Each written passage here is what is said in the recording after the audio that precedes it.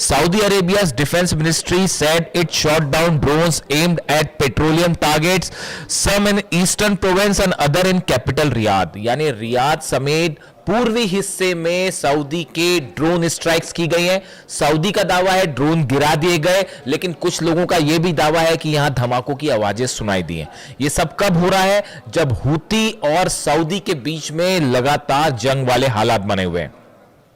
It said that the drones had been launched from Iraq by Iran-backed militia and it reserved the right to respond. अब देखिए यहां गौर करने वाली बात क्या है, जो बात इस पूरे मसले को रहस्यमय बना रही है। सऊदी ये कह रहा है कि हमले यमन से नहीं हुए। जो ड्रोन आए सऊदी में रियाद के ऊपर और ईस्टर्न प्रोविंस में जो हमले हुए हैं ड्रोन से, बीती रात की ये बात है, ये हमले जो है सऊदी का कहना है कि ये इराक से किए गए हैं और ईरान का जो समर्थन करने वाले ग्रुप है उन्होंने ये हमले किए हैं सऊदी पे। अब ये इस मामले को बड़ा एक नया टर्न दे रहा है। देखिए हूती तो लगातार हमला कर ही रहे हैं। हूती के हमलों में तो जो इमेजेस हैं वो है कि अरामको जो ऑयल रिफाइनरी है उसमें ऐसी आग लगी है कि वो नासा की तरफ से भी जो एक इमेज जारी की गई, बताया जा रहा है ऐसा कि वो पूरे इलाके में जो है धुआं है और वो आग अब तक नहीं बुझी है। 48 घंटे से ज्यादा हो गया ये हमला हुए।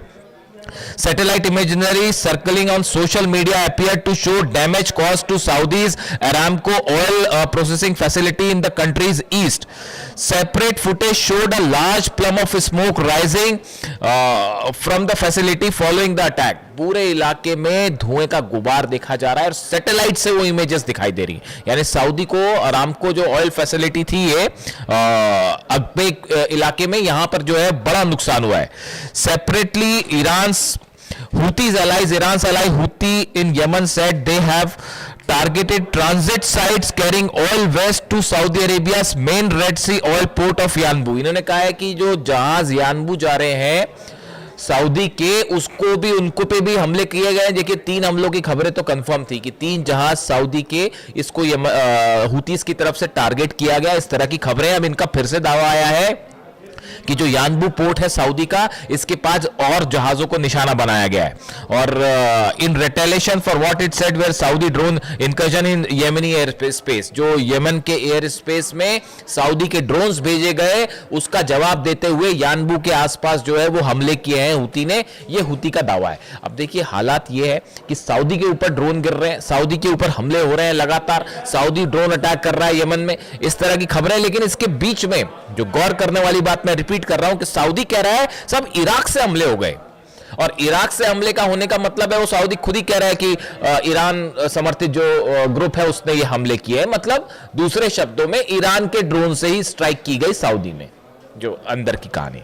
अब देखिए अब दूसरी खबर आ जाइए। दूसरी खबर है इजराइल में तो कल सेडोट इलाके में वैसे ही हंगामा मच गया था। जो 2 कंपनीज में ऑयल, जो केमिकल कंपनीज है उसमें ऑयल कंपनी में जो धमाके हुए, आग लगी, उसके बाद वहां पर अमोनिया फैलने की खबर थी, तो वो उसको ऑलरेडी ड्रोन स्ट्राइक मानी जा रही थी। तो पूरे इजराइल में कल इसको लेकर खबरें थी कि भाई ये हमला हो गया। उसके बाद रात को फिर एक बड़ी चौंकाने वाली खबर आई। खबर ये आई कि इजराइल में जो है वो जॉर्डन का जो बॉर्डर लगता है वहां से 2 ड्रोन्स अंदर आ गए, और इजराइल का दावा है कि हमने उसको मार गिराया। ऐसा इजराइल का दावा है, वो मार गिराया पता नहीं, लेकिन 2 ड्रोन्स अंदर आए। अब ये ड्रोन किसने भेजे हैं इसको लेके कंफ्यूजन है। इजराइल कुछ बोलने को तैयार नहीं है। अब जॉर्डन के बॉर्डर से अगर इजराइल में ड्रोन आएगा तो या तो वो हिजबुल्लाह ने भेजे हैं या ईरान के ड्रोन्स है। तो अब इसको लेकर पैनिक है इजराइल में कि भाई ये ईरान के ड्रोन्स आए हैं। कल जो ऑयल, जो केमिकल कंपनीज में आग लगी थी 2, वो भी ड्रोन स्ट्राइक थी, इस तरह की भी चर्चाएं हैं। हालांकि इसकी कोई पुष्टि नहीं है, ना ईरान ने कुछ कहा ना इजराइल ने इस तरह की बात कही, लेकिन वो चर्चाएं इस तरह की, वो अटैक इस नेचर का था या वो हादसा इस नेचर का था। आप अटैक नहीं कहिए, हादसा इस नेचर का था। अब ये 2 ड्रोन आने की खबर कंफर्म है। ये सब कब हो रहा है? जब नेतन्याहू जो है डोनाल्ड ट्रंप से मिलने के लिए वॉशिंगटन में है, यानी नेतन्याहू वहां मिल रहे हैं, यहां पर जो है ड्रोन्स आए जा रहे हैं इजराइल के ऊपर। अब आप बात कर लीजिए जॉर्डन की। जॉर्डन में भी खबरें हैं कि 2 ड्रोन से स्ट्राइक की गई है, ये जॉर्डन का दावा है। अब जॉर्डन में कौन स्ट्राइक करेगा आप खुद ही समझ लीजिए। दोनों ईरानी ड्रोन्स बताए जा रहे हैं कि ईरान के जो ड्रोन्स थे इससे हमले हुए हैं जॉर्डन पे, ऐसा जॉर्डन का कहना है। और 2 ड्रोन्स जो है वो टेरिटरी में अंदर आए, धमाके हुए नहीं हुए पता चलेगा, खबरें सामने आएंगी। यानी जॉर्डन में भी हमला है। आप इराक की बात करें, इराक में बड़ी स्ट्राइक हुई है, बड़ी स्ट्राइक हुई है, ड्रोन स्ट्राइक। शायद 136 ड्रोन से ये हमले किए गए हैं। करीब 5 से 6 जगहों पर धमाके हुए हैं। जो अमेरिकी एम्बेसी है उस एम्बेसी के पास ड्रोन स्ट्राइक हुई। उसका नतीजा यह हुआ कि करीब 10 फाइटर जेट अमेरिका के तुरंत टेक ऑफ करते हैं। ये अंदेशा था, ऐसा लग रहा था कि अमेरिका फोर्सेस को कि ये बड़ी स्ट्राइक हो गई है और मिसाइल हमले भी हो सकते हैं, और अगर एम्बेसी पे मिसाइल गिर गई, सैनिकों की और कैजुअलिटी हो जाएगी, अधिकारों की कैजुअलिटी हो गई तो और जो है बदनामी हो जाएगी। वैसे ही जॉर्डन में कितने मरे हैं अभी तक पता नहीं चल पा रहा है। जॉर्डन में कितनी कैजुअलिटी हो पता नहीं चल पा रही है, कुछ बोलने को तैयार नहीं है। ईरान ने दावा कर दिया 200 सैनिकों को हमने मार दिया है, तो वो एक अलग कहानी खड़ी हुई है। दूसरी तरफ वो जहाज जो जले हैं वो नंबर्स मैं आपको बता चुका हूं, 20 से ऊपर जहाज है जो डैमेज है। ऐसा दावे हैं कि 20 से ज्यादा जहाज जो है वो ईरान ने डैमेज कर दिए। अब ऐसे में ये इराक पर हमले क्यों हो रहे हैं, जरा इस बात को समझिए, समझना जरूरी है। ये हमले कोई रैंडम हमले नहीं हो जा रहे कि बस आज मन किया इसलिए हमले कर लिए, ऐसे हमले नहीं है। जो मेरी जानकारी है उसके मुताबिक एक बैठक होती है, ये बैठक हुई थी 24 घंटे पहले। इस बैठक में डोनाल्ड ट्रंप शामिल थे, जितने अधिकारी हैं, ब्रेड कूपर सेंटकॉफ के चीफ हैं वो शामिल थे, Dan Caine, general Dan Caine शामिल थे, पीट हेग्सेथ शामिल थे। इस बैठक में बताया जाता है कि ब्रेड कूपर की तरफ से डोनाल्ड ट्रंप को यह ब्रीफ किया गया सेंटकॉम चीफ की तरफ से कि भाई हमने जितनी स्ट्राइक्स करनी थी ईरान पर वो कर ली। एयर स्ट्राइक्स की लिमिट होती है कि वो कर लिया, जितना नुकसान पहुंचाना था पहुंचा लिया, अब इससे ज्यादा एयर स्ट्राइक करने का फायदा नहीं है। तो फिर बोला जाए कि अब क्या किया जाए, तो बोले ग्राउंड ऑपरेशन एकमात्र तरीका है कि ग्राउंड ऑपरेशन किया जाए। ईरान उसके लिए तैयार बैठा है। ईरान कह रहा है यू आर वेलकम, कदम रख के देखिए हमारी जमीन पर, उसके बाद हम बताते हैं क्या होगा। वो ईरान की सेना तो 8-9 लाख सैनिक तो तैयार है ही है, वो 9 करोड़ जनता भी तैयार है। वो तो पिछली बार हेलीकॉप्टर रेस्क्यू, जो प्लेन का पायलट जो क्रैश हो गया था, प्लेन और पायलट फंस गया था वहां पे, और वो जो है उसको निकालने के लिए ईरान की सेना बाद में पहुंची, वो आम लोग जो है वो भिड़ गए थे अमेरिकन फोर्सेस से।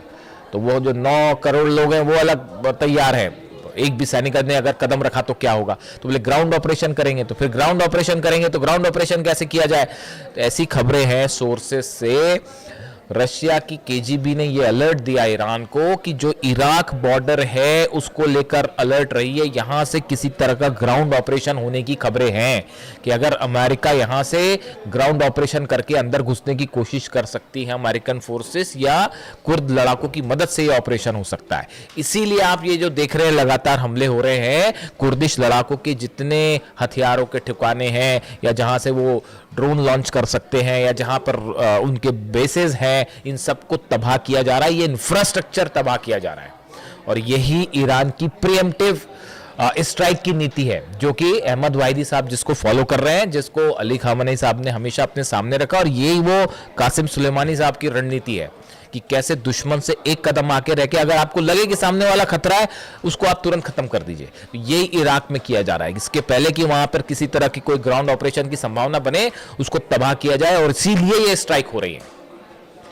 और यूएई की एक कंपनी पर भी जो हमला हुआ, यूएई की कंपनी जो कि किरकुक में जो हमला हुआ, यूएई की ऑयल रिफाइनरी, उसके ऊपर ड्रोन स्ट्राइक की गई। तो आप देखिए खेल, मिडिल ईस्ट का खेल समझिए आप कैसे खेल चल रहा है कि सीधी लड़ाई नहीं हो रही। ईरान और अमेरिका में बड़े सीधे हमले नहीं हो रहे, लेकिन हमले ऑयल कंपनीज, ऑयल बाबल मंदेब बंद है, सऊदी की ऑयल रिफाइनरीज जल रही हैं, उधर पे रूस वाला मैटर अलग है, रूस की ऑयल रिफाइनरी अलग जल रही है, वो यूक्रेन हमले कर रहा है, ईरान को लेके पुतिन और ट्रंप आमने सामने है, वो एक अलग बात है।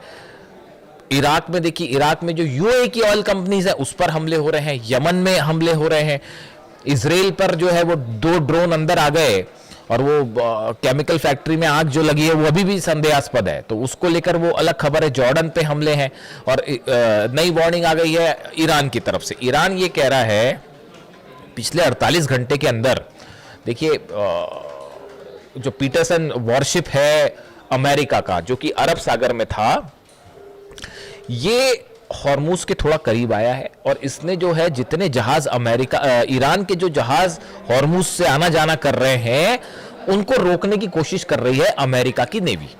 ये कब हुआ? ये जब हमले जारी थे उस बीच में नहीं हुआ। अगर हमले जारी होने के बीच में होता तो अबू महदी दाग दी जाती और ये जहाजों की हो गई होती ऐसी की तैसी।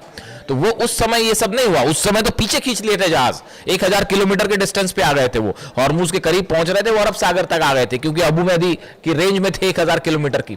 फिर ये हुआ कि जब ये हमले बंद हुए तब ये यूएसएस पीटरसन जो है ये एक्टिवेट हुआ और कुछ जहाज अब ये ईरान के जहाजों को रोकने की कोशिश कर रहे हैं, जो तेल के जहाज ईरान जा रहे हैं या आ रहे हैं। उसको लेके ईरान की तरफ से वार्निंग आ गई है कि अगर ये जो तमाशा आपका चल रहा है ये चलता रहा, हमारे जहाजों को रोकने की कोशिश हुई तो फिर आपका एक भी जहाज नहीं बचेगा और सीधी स्ट्राइक होगी। तो हॉर्मुज को लेकर तनाव बढ़ गया है, बाबल मंदे बंद है ही। इसके साथ ही मुस्तफा खामनी साहब का संदेश मैंने कल आपका जिक्र कर दिया था, इसमें उन्होंने साफ शर्त रख दी कि लेबनान में हमारे इजराइल की सेना को पहले वापस बुलाइए, लेबनान पर पूरे हमले रोकिए, वरना कोई बात नहीं। अब ये बीच में जो बातचीत की खिचड़ी पकड़ी है अलग चल रही है, पाकिस्तान भी इन्वॉल्व है, कतर भी इन्वॉल्व है, ओमान भी इन्वॉल्व है, इजिप्ट भी इन्वॉल्व है। वो सब अधिकारी मिलकर आपस में बात कर रहे हैं, वो अनऑफिशियल टॉक्स है। ईरान ने साफ कह दिया कोई हमारी ऑफिशियल टॉक नहीं हो रही। अब क्या चर्चा होगी, क्या यूरेनियम और क्या न्यूक्लियर इंस्पेक्शन इन हालात में? आपने फिर हमला करके 54 लोगों को शहीद कर दिया ईरान में, क्या टॉक करना उनसे? कोई टॉक वॉक नहीं होने वाली, और होगी भी तो कोई नतीजा नहीं निकलने वाला। डोनाल्ड ट्रंप यही कह रहे हैं कि अगर नतीजा नहीं निकला तो फिर हम ऐसा कर देंगे वैसा कर देंगे, तो वो जो कर देंगे वो देख लिया जाएगा। ईरान कह रहा कर लो जो करना है। तो इस हालात में नेतन्याहू और ट्रंप की मुलाकात पर नजर है, वहां क्या निकल के आता है आपको बताएंगे। फिलहाल हालात ये है कि 4 देशों पे सस्पिशियस ड्रोन स्ट्राइक्स 12 घंटे के अंदर, और मिडिल ईस्ट अभी भी तूफान के पहले की शांति। Thank you so much.